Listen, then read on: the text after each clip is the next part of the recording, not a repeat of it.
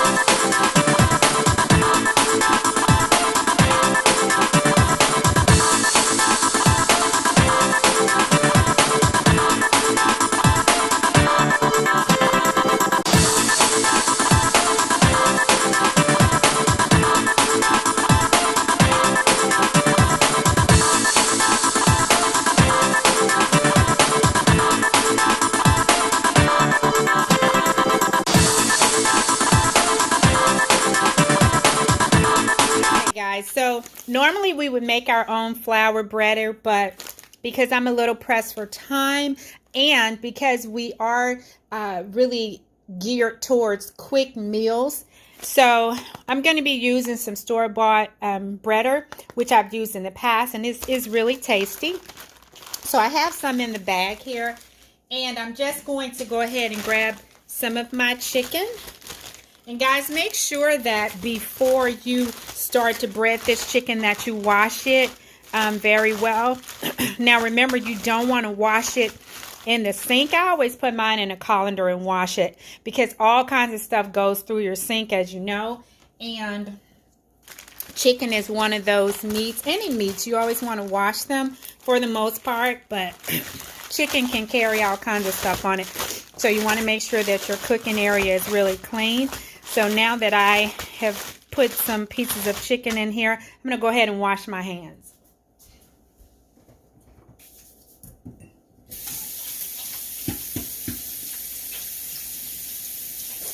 Happy birthday to me. Happy birthday to me. Happy birthday to me. Happy birthday to me.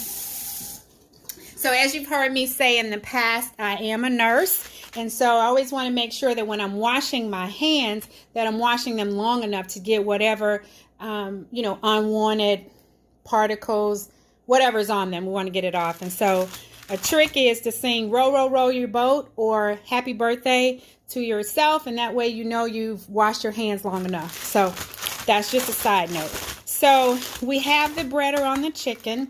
And you always, guys, before you stick the chicken in the grease, you want to make sure that you shake off any excess, because what happens is if you don't shake the excess off, it goes to the bottom of your fryer and that'll burn on the bottom of your fryer and it'll affect the taste of what you're cooking.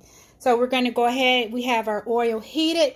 I like to heat my oil to about 325, 350.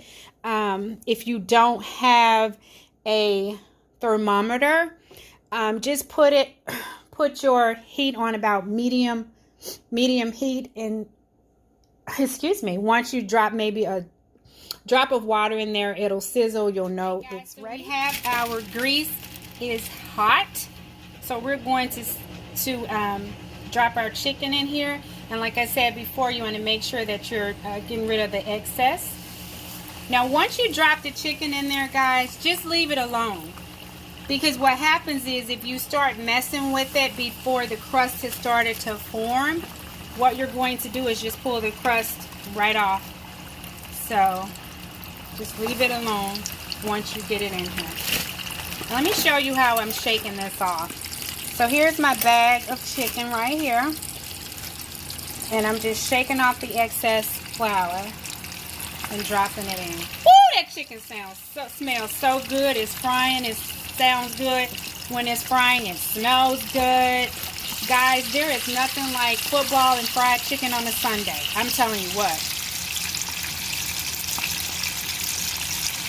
Oh, I cannot wait. We're going to get started on the sauce here shortly, and we're going to have some fun today. So guys, this chicken's been frying now for about 3 or 4 minutes, and now I'm going to show you what I meant. So as you see, the crust is starting to form, and that would not have been the case if you started messing with the chicken prior to the crust actually being able to adhere and to form on the chicken. This goes for anything, you know, if you're frying breaded fish, if you're frying breaded pork chops or turkey chops or whatever you're cooking, you just want to make sure once you drop them in the grease to leave them be for, you know, a few minutes until that breader starts to adhere to that chicken or that meat, whatever you're cooking. Ooh, honey, you ought to see how it smells. Oh. You ought to know how it smells. And what happens is when chicken starts to, when it's ready, it'll start to float. So that way you know it's ready. So guys, what I like to do is to get some lemon pepper seasoning, a fresh lemon, some parsley, and some butter. And microwave it, mix it up real good, and brush the wings with it. Whew, honey, you talk about something seriously good. I'll be back. Okay, so after you've gotten that, the seasonings and the butter microwaved, you'll just take, I'm not locating my brush, but you'll just take your chicken. What you would normally do is get the brush and brush it on, and that way you have the benefit of the beautiful parsley adhering to the chicken. But you have something that looks like that. Let's go ahead and taste this baby. I hope you can hear the crunch. Oh my God. I was supposed to have friends over today. I am so glad that they decided not to come, because that way I don't have to share my chicken. So hopefully you can see the beautiful, under the light, you can see the beautiful parsley and the butter and all the nice seasonings on there. I'm going to go ahead and plate up some for myself. Oh, that's gorgeous. I'm going to grab some ranch dressing. I like to dip mine. Grab a, what is this, a root beer, and some celery and carrots. And it's about to go down, guys. Enjoy your day. Oh, I can't forget. Guys, thank you so much for watching. Thanks for commenting, liking, subscribing, sharing this video. And please comment down below and let me know what your favorite type of chicken wings are. And who's your football team? I'm all about the Saints.